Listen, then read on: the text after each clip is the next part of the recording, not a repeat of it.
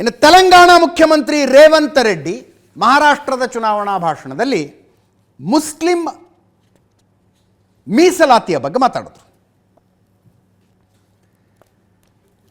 ನಮ್ಮ ಸರ್ಕಾರ ಅಧಿಕಾರಕ್ಕೆ ಬಂದ ಮೇಲೆ ವಿಧಾನಸಭೆಯಲ್ಲಿ ಚರ್ಚೆ ಮಾಡ್ತೀವಿ. ತೆಲಂಗಾಣದಲ್ಲಿ ಮುಸ್ಲಿಮರಿಗೆ 4% ಮೀಸಲಾತಿ ಇದೆ, ನಾವು 5% ಮಾಡಿದ್ವಿ. ಆದರೆ ಸುಪ್ರೀಂ ಕೋರ್ಟ್ 50ಕ್ಕಿಂತ ಜಾಸ್ತಿ ಆಗಬಾರದು ಅಂದಿತ್ತು. ಸುಪ್ರೀಂ ಕೋರ್ಟ್ ಆದೇಶದಂತೆ ಅದನ್ನು ಕಡಿಮೆ ಮಾಡಿದ್ದೀವಿ. ವೈಎಸ್ ರಾಜಶೇಖರ್ ರೆಡ್ಡಿ ಆಂಧ್ರ ಮುಖ್ಯಮಂತ್ರಿಯಾಗಿದ್ದಾಗ UPA ಅಧ್ಯಕ್ಷೆಯಾಗಿದ್ದ ಸೋನಿಯಾ ಗಾಂಧಿ ನೇತೃತ್ವದಲ್ಲಿ ಆಂಧ್ರ ತೆಲಂಗಾಣ ಒಂದಾಗಿದ್ದಾಗ 4% ಮೀಸಲಾತಿ ಮುಸ್ಲಿಮರಿಗೆ ಜಾರಿಗೆ ಬಂತು. ಇವತ್ತಿಗೂ ಮುಸ್ಲಿಂ ಮೀಸಲಾತಿ ಇದೆ. ಶಿಕ್ಷಕರ ನೇಮಕಾತಿಯಲ್ಲಿ 11,000 ಶಿಕ್ಷಕರ ನೇಮಕಾತಿ ಆದರೆ 720 ಮುಸ್ಲಿಮರಿಗೆ ಲಾಭ ಕೊಟ್ಟಿದ್ದೀವಿ ನಾವು. ಅದರದ್ದು ಯಾರ್ಯಾರು ಬಡವರಿದ್ದಾರೆ, ಯಾರ್ಯಾರು ಕಷ್ಟದಲ್ಲಿದ್ದಾರೆ ಅಂಥವರಿಗೆ ನ್ಯಾಯ ಕೊಡಿಸೋದು ನಮ್ಮ ಜವಾಬ್ದಾರಿ ಅಂದರು. ಈ ಚುನಾವಣೆಯಲ್ಲಿ ಸ್ಪೆಷಲಿ ಮಹಾರಾಷ್ಟ್ರದಲ್ಲಿ all India Muslim personal law ಬೋರ್ಡ್ನ ವಕ್ತಾರರೇ ಬಹಿರಂಗವಾಗಿ ಮುಸ್ಲಿಮರೆಲ್ಲರೂ ಕಾಂಗ್ರೆಸ್ಸಿಗೆ ಓಟ್ ಹಾಕಬೇಕು, ಮಹಾವಿಕಾಸ್ ಅಘಾಡಿಗೆ ಓಟ್ ಹಾಕಬೇಕು ಅಂದಿದ್ದಾರೆ. ಮೌಲ್ವಿಗಳ ಒಂದು ನಿಯೋಗ ಮಲ್ಲಿಕಾರ್ಜುನ ಖರ್ಗೆ ಅವರನ್ನು ಭೇಟಿಯಾಗಿ 10% ಮೀಸಲಾತಿ ಘೋಷಣೆ ಮಾಡಿ ಮುಸ್ಲಿಮರಿಗೆ ಅಂತ ಹೇಳಿದ್ರು.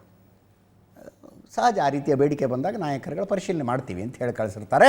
ಮಲ್ಲಿಕಾರ್ಜುನ ಖರ್ಗೆ ಅವರು ಹಂಗೆ ಹೇಳಿ ಕಳಿಸಿದ್ದಾರೆ. ಈಗ ರೇವಂತ್ ರೆಡ್ಡಿ ತೆಲಂಗಾಣದ ಮುಖ್ಯಮಂತ್ರಿ ಮಹಾರಾಷ್ಟ್ರದ ಚುನಾವಣೆಗಳಲ್ಲಿ ಹೇಳ್ತಾ ಇದ್ದಾರೆ, ನಾವು ಚರ್ಚೆ ಮಾಡ್ತೀವಿ, ಇದನ್ನು ಕೊಡ್ತೀವಿ, ನೋಡಿ ಈಗ ತೆಲಂಗಾಣದಲ್ಲಿ ಕೊಟ್ಟಿಲ್ವಾ ಅಂತ. ಅದಕ್ಕೆ BJPಯವರು ಬಾಬಾ ಸಾಹೇಬ್ ಅಂಬೇಡ್ಕರರ ದೃಷ್ಟಿಕೋನದ ವಿರುದ್ಧ ಇದು ಅಂದರು. ಅಲ್ಪಸಂಖ್ಯಾತರ ತುಷ್ಟೀಕರಣ ಅತ್ಯಂತ ಕೆಟ್ಟದಾಗಿದೆ.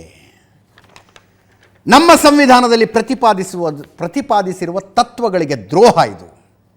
ಕೋಮು ವಿಭಜನೆ, ಇದರಿಂದ SC ST OBC ಮೀಸಲಾತಿ ಅಪಾಯಕ್ಕೆ ಸಿಲುಕುತ್ತೆ. ಇದಕ್ಕೆ BJP ಯಾವತ್ತೂ ಅವಕಾಶ ಕೊಡೋದಿಲ್ಲ. ಇದನ್ನು ವಿರೋಧಿಸ್ತೀವಿ. ಸಂವಿಧಾನದ ಸಮಗ್ರತೆಯನ್ನು ಕಾಪಾಡೋದಕ್ಕೆ ನಾವು ಬದ್ಧರಾಗಿದ್ದೀವಿ. ಮಹಾರಾಷ್ಟ್ರದ ಜನರೇ ಧರ್ಮ ಆಧಾರಿತ ಮೀಸಲಾತಿಯ ಬಗ್ಗೆ ಎಚ್ಚರವಾಗಿರಿ ಅಂತ ಕಿಶನ್ ರೆಡ್ಡಿ ಹೇಳಿದ್ದಾರೆ, ಕೇಂದ್ರ ಸಚಿವರು. BJPಯ ಸ್ಟ್ಯಾಂಡ್ ಅದು. ಮೀಸಲಾತಿ ಅನ್ನೋದು ಬಂದಿದ್ದು ಜಾತಿ ಆಧಾರಿತವಾಗಿ ಕೊಡಬೇಕು ಅನ್ನೋ ಉದ್ದೇಶದೊಂದಿಗೆ ಹೊರತು ಧರ್ಮ ಆಧಾರಿತವಾಗಿ ಅಲ್ಲ.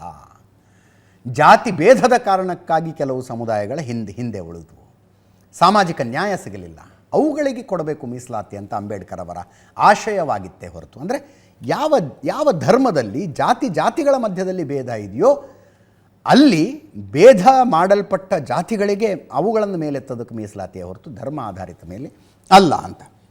ಕರ್ನಾಟಕದಲ್ಲಿ 4% OBC ಪ್ರವರ್ಗ 2B ಅಡಿಯಲ್ಲಿ, ಆಂಧ್ರ ಪ್ರದೇಶದಲ್ಲಿ 4% ಇದೆ, ತೆಲಂಗಾಣದಲ್ಲಿ 4%, ಕೇರಳದಲ್ಲಿ 8%, ತಮಿಳುನಾಡಿನಲ್ಲಿ 3.5% ಈಗಾಗಲೇ ಇರುವ ಮೀಸಲಾತಿ.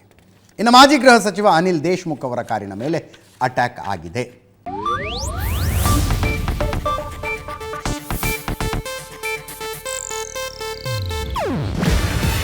ಇದು ಏಷ್ಯಾನೆಟ್ ನ್ಯೂಸ್ ನೆಟ್ವರ್ಕ್ ಪ್ರಸ್ತುತಿ.